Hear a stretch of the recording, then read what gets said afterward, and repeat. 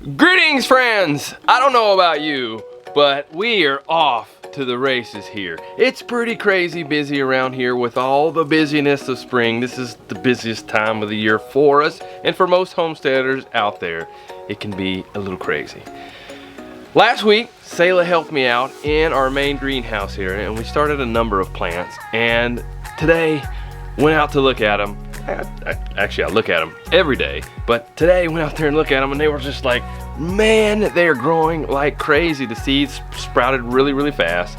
We started cucumbers, we started watermelons, we started lettuce, a number of other things, and they are growing really, really well.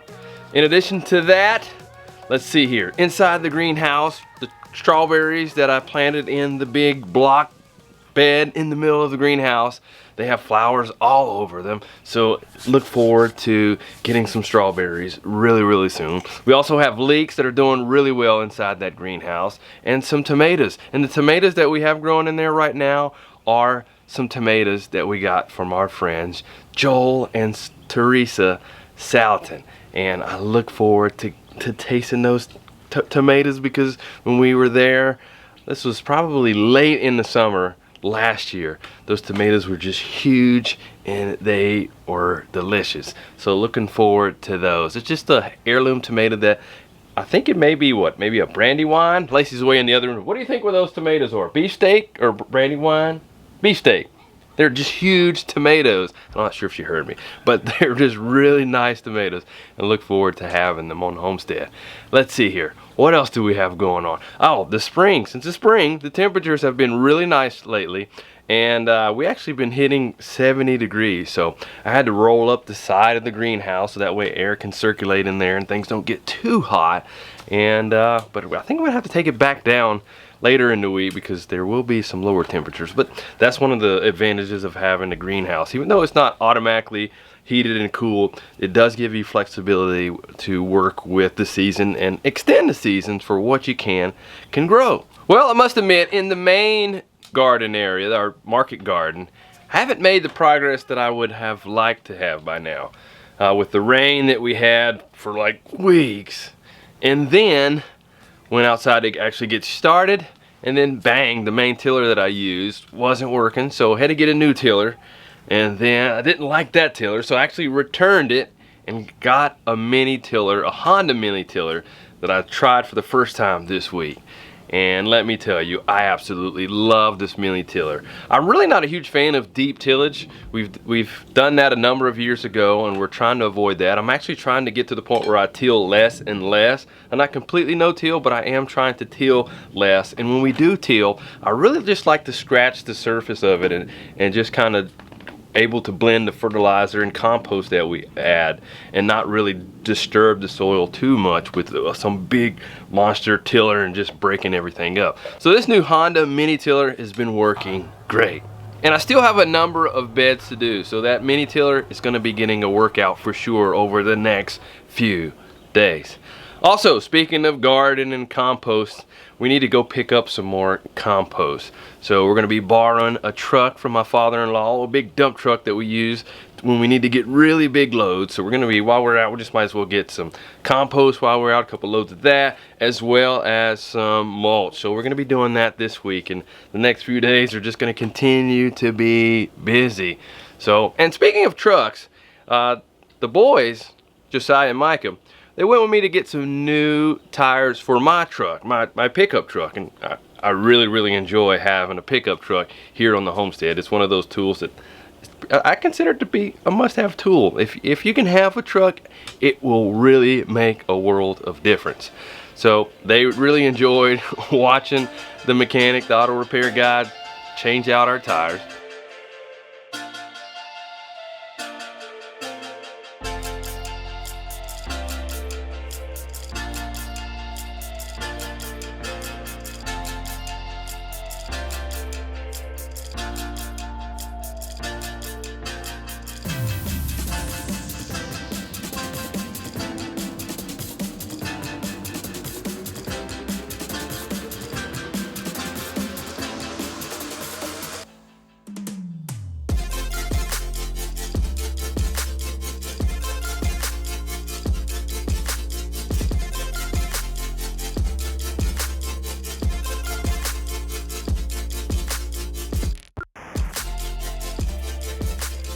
And while we were in Indiana, our friend Lindy, she showed me something really neat that she does with rubber for her walkways in her garden.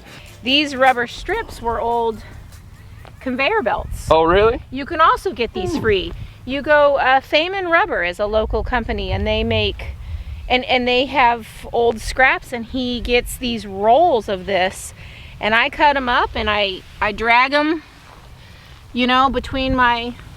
That's a good width too. Anyway, they'll clean up a walk path for you, and it only in warm weather it only takes a couple days, and I like that. Move it to a new one. So if you lose control, which I tend to lose control in a garden this size, these really help me recover. So I did save some of the tires that were changed for my truck, and I want to see if I can cut those tires to make them into strips so I can do the same thing in my garden. And one of the benefits of having the rubber in the walkways, it is, if you're using something like a flame weeder, you don't have to worry about it melting. We've used landscape fabric for the walkways before, and I have just burned up my fabric, so it kind of does away with the job of suppressing the weeds. But having that rubber little strip there could work really great, so I look forward to trying that out. And to add to all the excitement of everything that's going on, this week we are scheduled to receive our order from Murray McMurray Hatchery. And I've ordered from them for the past couple of years now and have been completely satisfied with everything that I've gotten. We've gotten mostly chickens and ducks, both layers and for meat production. And this order that's coming will be meat birds. We have a set of broiler chickens that we'll be getting, actually a number of different varieties that we're going to be trying. I'll be getting the Cornish crosses, which we've done before, but also we'll be getting ginger broilers for the first time, big red broilers, as well as black giant. So I plan to vlog those and just kind of do a comparison to see how they develop and mature, and which ones I will ultimately like to continue to go forward with, and at the end when I process them, to see which ones we enjoy the flavor from most. So you're just gonna have to stay tuned and see how that process goes. And for the ducks we're just keeping it simple. We're going with the Pekin duck again, and we really like those, and it has been one of the family favorites that we have. We do that kind of more on a special occasion, but I must say I really have been enjoying those. Lacey's been doing an excellent job with those that she prepares. Fantastic. And speaking of chickens, right now with the days starting to get longer, the egg production for our layer birds outside are increasing. So we're enjoying more and more eggs directly from our homestead. And right now we are observing the Feast of Unleavened Bread. And one of the things that I personally like to make during this feast, is I like to take a matzah and just crumble it all up into my eggs. And then I'll scramble them all up and then cook them up. Cook them together. It just really adds I don't know, adds a different texture that I really like to my eggs. It's like my matzah eggs or something, so I really enjoy them. And a couple of videos ago I talked about the Passover and the Feast of Unleavened Bread, but before this feast we had some de-leavening to do. And what de-leavening is it's a process of removing all the leavened products out of your home during the 7 days of the Feast of Unleavened Bread. And let me tell you, when we were removing some of these leavened products, it was like, man, am I ever going to get rid of them? We gave some to the chickens, and you don't want to give too much bread to the chickens because it can negatively affect their egg production. So we gave some to the chickens, we gave some to our dogs, we gave some to the compost pile, we gave some to the fish in our pond, and then some I just threw in the woods and was like, I don't know, possums, raccoons, whatever. You just eat it. I'm getting rid of it. Do whatever I need to do to get rid of it. Because I'm not a huge fan of just taking them and putting them in the dumpster and just letting it just rot and go bad, and then nothing benefits from it. So it was nice to be able to spread it all out, spread the leaven. Well, during that video that I just mentioned, I was raving about Lacie's Matzah Delights, as I like to call them. And a number of you commented that you really wanted to see how Lacie makes them. So it's time for her to make some now. So let's see how she does it.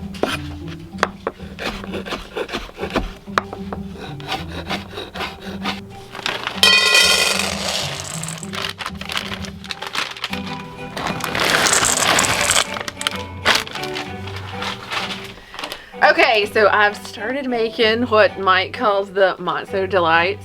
So far, I have chopped up some apricots and I have added white chocolate to a double boiler. We just have some water in a pot and I put my bowl right on top to melt my chocolate. Because you don't want to put it right on the heat or you'll burn your chocolate and that's never any fun. So next, I'm going to chop up my blueberries and cranberries and my nuts. So I'm gonna get started on that.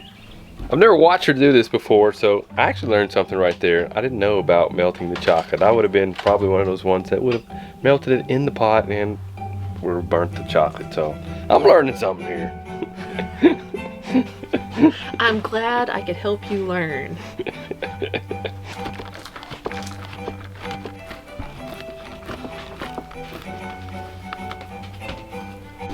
Our chocolate is melting down. And I've finished chopping up our fruit that's going on top.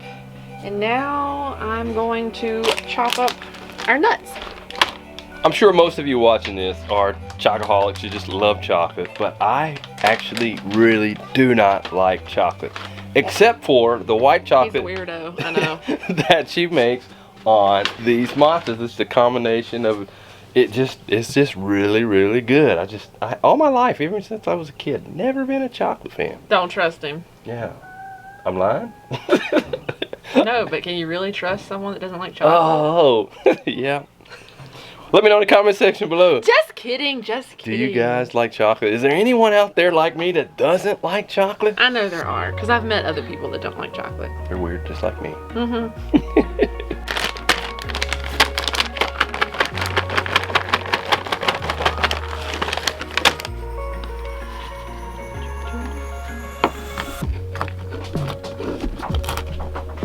And you can use whatever nuts you like. I just use this mix because that's what I have, and I have extra walnuts if I need to add to them. Macadamia nuts on these are really good.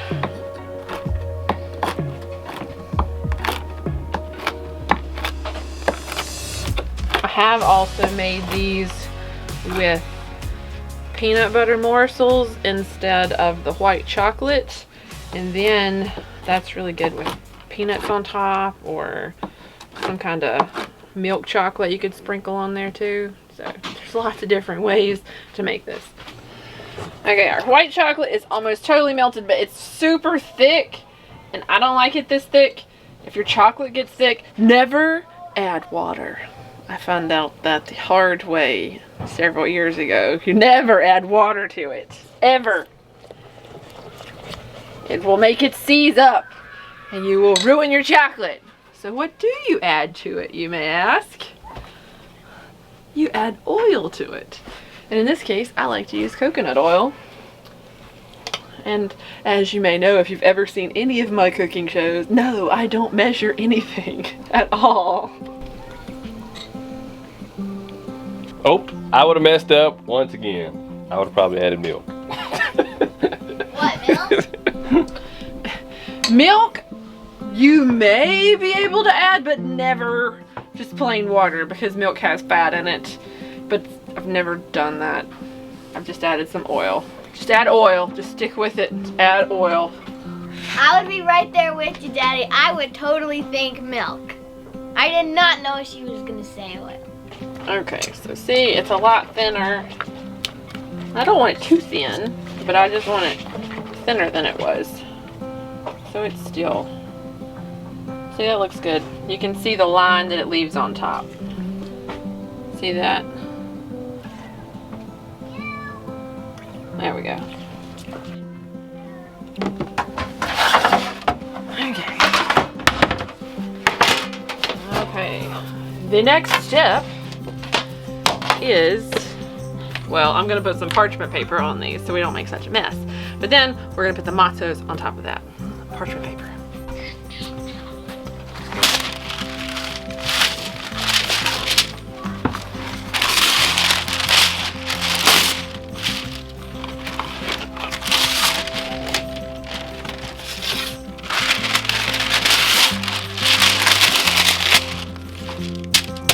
Didn't tear too good, but they rarely do, right? Next step, Matzos. You need Matzos. A lot of people don't like Matzos because they really don't have much flavor. A lot of people say it's like eating cardboard. So we're gonna make some tasty cardboard. I just have more of these.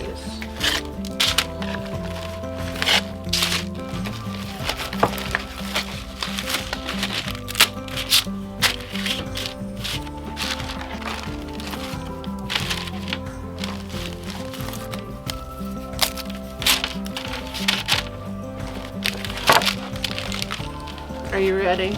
Yep. So, stir up our chocolate again because it gets hard in the bottom sometimes. And we can turn our heat down too. That's still a little thicker than what I like. So just a little bit more coconut oil. And just an FYI, these are not low fat. Nor they should be, right? But if you didn't know, coconut oil is really good for your brain, so it's actually healthy. Just FYI.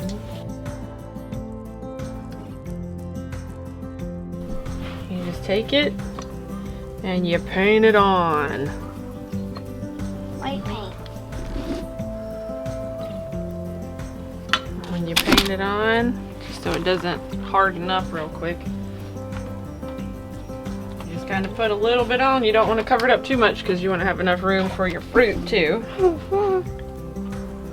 Apricots. Let's do it like this. I like fruit. Okay, let's do another piece. I'm gonna do 2 big pieces and we'll just put on there. That looks suspicious. It looks suspicious or delicious? Delicious. Or suspiciously delicious. What is it? This Or looks delicious. your mommy's a weirdo. Your mom and my mom's a weirdo. Well, at least you learned young. So is my dad. We are kind of weird. We're eating matzos. We live in a yurt. We do this homesteading thing. We do all kind of stuff that some people may find to be pretty weird. That's right. Okay, this is how I like to do it. Hold on. Sprinkle it on. Like so. Oops. Don't drop it on the floor. That's not part of the plan. I love apricots. If you don't love apricots or anything, you can substitute any dried fruit that you do like. Okay. So see, those 2 are finished. Or if you want more, you can add more. I like to press it down a little bit to get it to stick into the chocolate. I'm gonna do this one. Can I paint the small one? Yes. With deliciousness? Liquid deliciousness. Yeah. Okay, come do it. Okay. I'm gonna paint this one.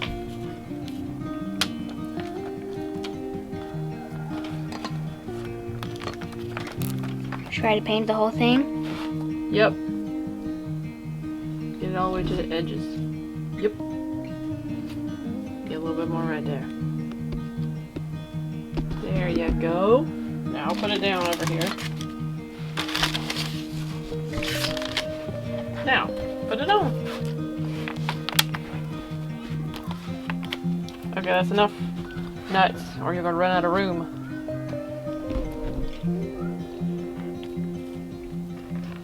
Looking good there, ladies. Looking good. Just want to grab one right now and... Sorry, sucker, get your hands back. Like, whoa, whoa, whoa. This is a perfect example of what not to do while we're learning here.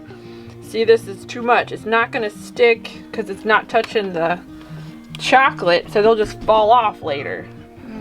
So this is why you don't want a huge, thick layer of stuff. Sorry. That's okay. We're all learning.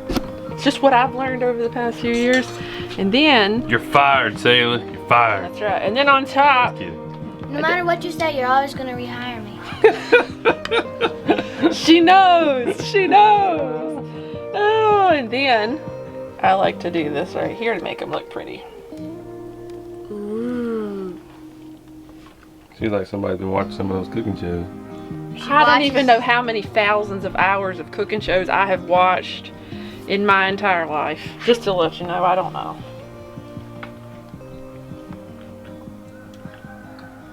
I'm not really a cooking show guy either. When I watch some of those, it just makes me hungry. So I'm like, well, I don't want to watch this and get hungry again. I'm already hungry enough. But do you guys watch cooking shows? Let me know. Comment section below. What's your favorite one? What's yours, by the way? Oh, I don't know. What's that one? Great Great British Baking Show. Or The Great British Baking Show. I like that one, but they have a Great British Menu that I've been watching recently. It's an older one though. And what else? I mean, I like all kinds. I grew up watching the Cajun Chef Guarantee. If you ever, I don't know if you remember that. Maybe you remember that. Or there's just a ton of other ones I've watched since I was a kid. I just enjoy it. I can only think of one that I really liked, and I don't remember the name of it. I was watching it with you. It was where they had to grow something. They had their own garden, and they had to grow it and then turn it into a dish. That was kind of neat. I've seen that one before. So If they get it out of a garden, and then they have to pick what is in the garden and use some of it. Yep. Yes. Yep. So I can't remember what that one's called. Neither do Can't I. either. But I like that one too. Yeah. Okay, from here, all you do is set it in the fridge and let the chocolate harden up, and then you're done. And that's it. Like, that's the hardest part right there. So this isn't a complicated dish after all. No, it's not complicated. But, you know, kudos to me for making you think it was complicated. Well, there you have it, guys. That's how Lacie makes her matzo delights that I really like. And so do the kids, don't you, Sailor? Mhm. You're already eating something. Cranberries. Can't keep her out of them. So give them a try and let us know how you like them. That's it for now. We'll see you next time. And